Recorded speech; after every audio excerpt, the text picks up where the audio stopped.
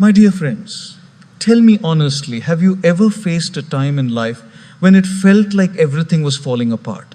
Work pressures, family struggles, financial stress, heartbreak, and on top of that, everyone around you seems to have advice they didn't earn.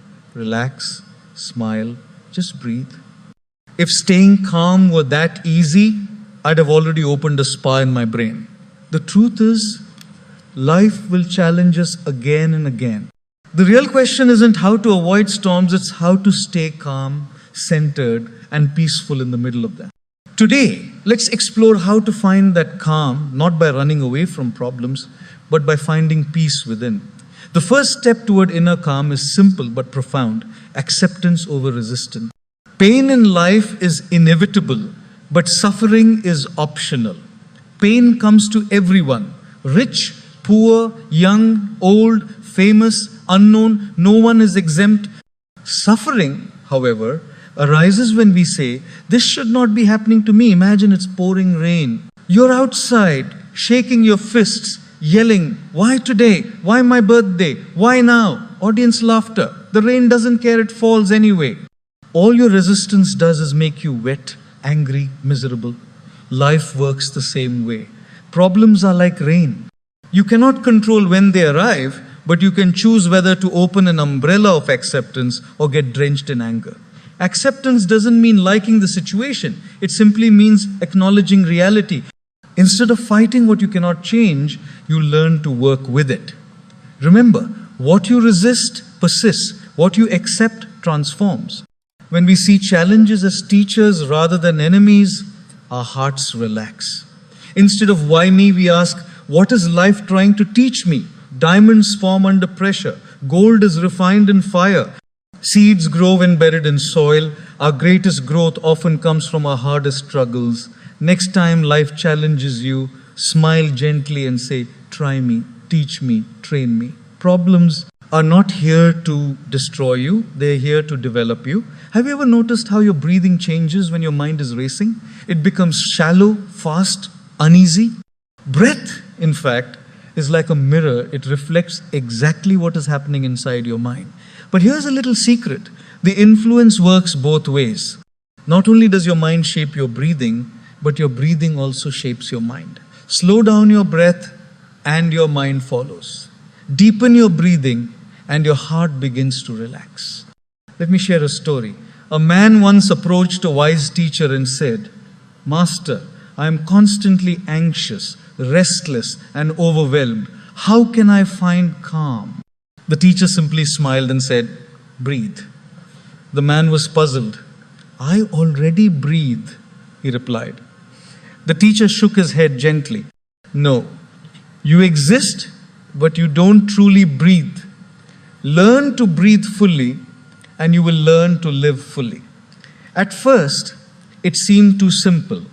Yet, as the man practiced slow, deep breathing, every day he noticed something profound. The same challenges continued to arrive, but his reactions began to change. When stress hits, our nervous system goes into fight or flight mode.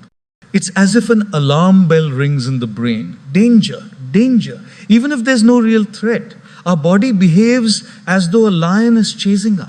Our heart races, our breathing becomes shallow, and muscles tighten.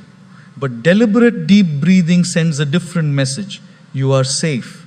Relax. Instantly, the body listens. The heart rate slows, the mind clears, tension eases. This is why practices like meditation, prayer, and yoga always start with the breath. It's the bridge between the mind and body. Picture this. Your mind is like a jar of muddy water. Shake it, and the mud swirls endlessly. Hold it still, and gradually the mud settles. The water becomes clear. Your breath is the stillness that lets your restless thoughts settle. So, in moments of chaos, don't underestimate this simple act. Before reacting in anger, making a hasty decision, or saying something you'll regret, pause. Take 3 slow, deep breaths. It may not fix everything immediately, but it will calm the storm within. And once the inner storm subsides, The outer world looks different, clearer, calmer, more manageable. Life's storms don't always stop. But if you learn to anchor yourself through breath, the turbulence inside begins to settle. Often, in tough times, people confuse detachment with escape. When pain, failure, or heartbreak strikes, the instinct is to run. We distract ourselves with endless scrolling, food, work, or even harmful habits. We hope the pain will vanish if we avoid it. But avoidance doesn't heal. It only postpones the lesson. Think of a wound covered with a glove, out of sight, but still there, slowly worsening underneath. That's escape. Detachment, however, is different. It's not running from reality. It's choosing not to let circumstances control your peace. You face challenges fully aware without drowning in them. Imagine standing near a fire, run in, and you get burned. That's escape. Pretend it's not there. That's denial. Stand at a safe distance. Feel the heat. Observe the fire without being consumed. That's detachment. There's a story of a king who asked his wise minister, "How can I remain calm in difficult times?" The minister led him to a rushing river. He placed his hand against the current. The harder he fought, the more it hurt. Then he loosened his grip, letting the water flow naturally. Pain ceased. The minister said, "Problems are like this river. Fight and you hurt yourself. Escape and you drown. Flow with awareness and you stay at peace." Detachment is seeing pain without becoming pain, experiencing failure without labeling yourself a failure, facing rejection without losing your self-worth. Difficult times test your ability to separate who you are from what you're going through. You are not your problems, not your stress, not your heartbreak. These are experiences, they come and go. But the real you is deeper, stronger, and calmer. Look at the lotus. It grows in muddy water, surrounded by filth, yet remains untouched and beautiful. That is detachment. The mud exists, but the lotus doesn't run. It rises above it. True inner calm isn't only about detachment, it's also about gratitude. Gratitude isn't merely saying thank you. It's a perspective, a way of noticing what is already present. When life is hard, our minds naturally focus on what's missing, magnifying loss, rejection, or failure. Gratitude flips the lens. It doesn't deny pain, but it shines a light on what remains. Think of it as switching on a lamp in a dark room. Suddenly, even a little, the darkness retreats. If you've lost a job, gratitude reminds you your health remains, your family is with you, your skills endure, what's left becomes visible, and the weight of loss lightens. There's a story of a man who complained about everything: food, clothes, home, work. His teacher asked him to write all complaints on one side of a paper. Done quickly, the page filled. Then the teacher said, "Now write what you do have." At first, it was hard. But soon he wrote eyesight, limbs, air, water, family, friends. By the end, the list of blessings outnumbered complaints. The teacher smiled. Your life isn't empty, your attention is. Gratitude reshapes energy. Complaining carries heaviness. Being grateful radiates light. Studies confirm this. Daily gratitude improves sleep, lowers stress, and boosts immunity. Why? Because gratitude signals to the brain you are safe, supported, not empty. Stress responses calm naturally. Some may ask, how can I feel grateful when everything is falling apart? My friends, gratitude doesn't ignore pain. It holds both pain and appreciation. You can mourn a loss and still smile at what remains. Notice the small miracles around you. Sunrise, breath, a warm meal, a kind word. Life constantly gives, even when it also takes. Gratitude is simply the art of noticing. So, my dear friends, in moments of chaos and difficulty, remember these truths. Control the controllable. Anchor yourself with breath. Slow, deep breaths calm your nervous system, clear your mind, and soften your body. Detach, don't escape. Face reality, but don't let it define you. Flow with challenges like the lotus in muddy water.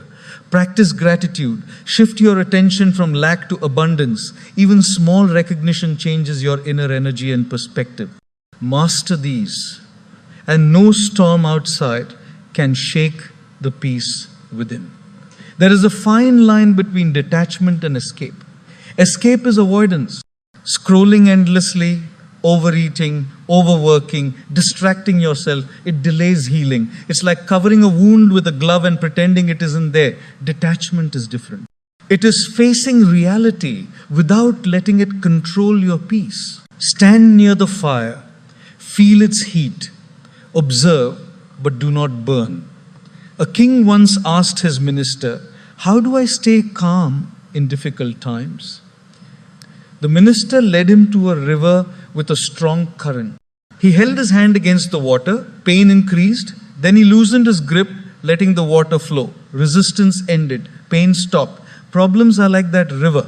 Fight and you hurt yourself. Escape and you drown. Detach and you stay at peace. You are not your problems. You are not your heartbreak. These are experiences, temporary visitors.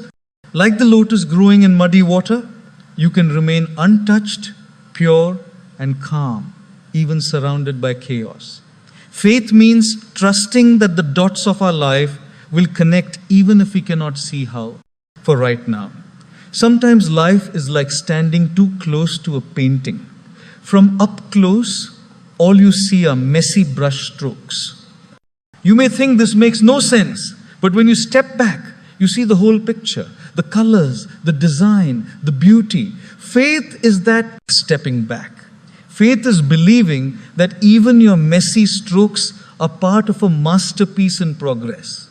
When we lack faith, every problem feels like a full stop. My life is over. Nothing good can happen now. But when we live with faith, we see problems as commerce. Yes, this is a pause, a challenge, but the sentence of my life is still being written. And my friends, no story ends with a comma. Faith also brings relaxation because it teaches us surrender.